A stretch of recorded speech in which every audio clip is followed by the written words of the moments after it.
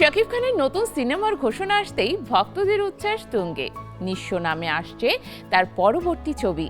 তবে সবচেয়ে বড় প্রশ্নের উত্তর এখনো মেলেনি। কে হচ্ছেন শাকিবের নায়িকা? কেনই বা রাখা হচ্ছে এত গোপনীয়তা? সবকিছু জানার আগে একবার দেখে নিন কি অপেক্ষা করছে এই বহুল আলোচিত সিনেমায়।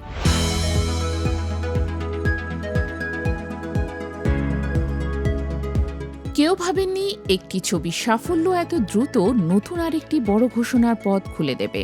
আর সেই ঘোষণার কেন্দ্রে আবারও ঢালিউড সুপারস্টার শাকিব খান। বরবাদের আলোচনার রেশ কাটতে না কাটতেই নতুন সিনেমা নিঃস্ব নিয়ে শুরু হয়েছে ব্যাপক কৌতূহল। কি থাকছে এই ছবিতে, আর কে হচ্ছেন শাকিবের নায়িকা? এই প্রশ্নই এখন ভক্তদের আলোচনার কেন্দ্রবিন্দু।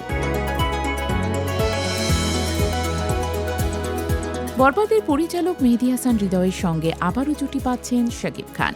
নতুন এই সিনেমার নাম নিঃস্ব, যা 2027 সালের ঈদুল ফিতরে মুক্তির লক্ষ্য নিয়ে নির্মিত হচ্ছে। ছবিটি প্রযোজনা করেছে রিয়েল এনার্জি প্রোডাকশন। সম্প্রতি নিজের সামাজিক যোগাযোগ মাধ্যমে পরিচালক হৃদয় ও প্রযোজক শাহরিন সুলতানা সুমির সঙ্গে একটি ছবি পোস্ট করেন শাকিব খান। ছবির ক্যাপশনে তিনি লেখেন, বরবাদ টিম আবার ফিরছে, আবারও ইতিহাস তৈরি করা যাক। এরপর থেকেই নতুন সিনেমাটি নিয়ে ভক্তদের আগ্রহ কয়েক গুণ বেড়ে যায়। জানা গেছে নিঃস্ব নির্মিত হবে অ্যাকশন, রোম্যান্স ও প্রতিশোধের গল্পে। আগামী অক্টোবরে শুটিং শুরু হওয়ার পরিকল্পনা রয়েছে। তবে সবচেয়ে বড় রহস্য এখনও রয়ে গেছে নায়িকা নির্বাচন নিয়ে।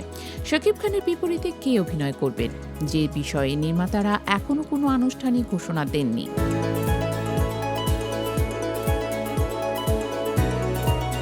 প্রযোজক শাহরিন সুলতানা সুমি জানিয়েছেন, খুব শিগগিরই আনুষ্ঠানিক আয়োজনের মাধ্যমে সিনেমাটির কলাকুশলী ও অন্যান্য গুরুত্বপূর্ণ তথ্য প্রকাশ করা হবে।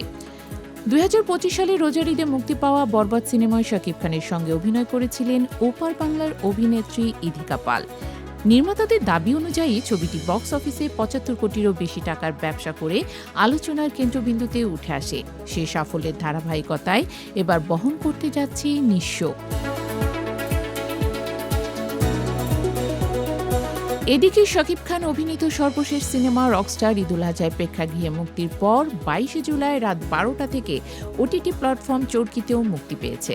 এখন অপেক্ষা শুধু একটি ঘোষণার, নিঃস্ব এ শাকিব খানের বিপরীতে দেখা যাবে কাকে। সেই উত্তর মিললেই নতুন এই সিনেমা ঘিরে দর্শকদের উন্মাদনা আরও এক ধাপ বেড়ে যাবে।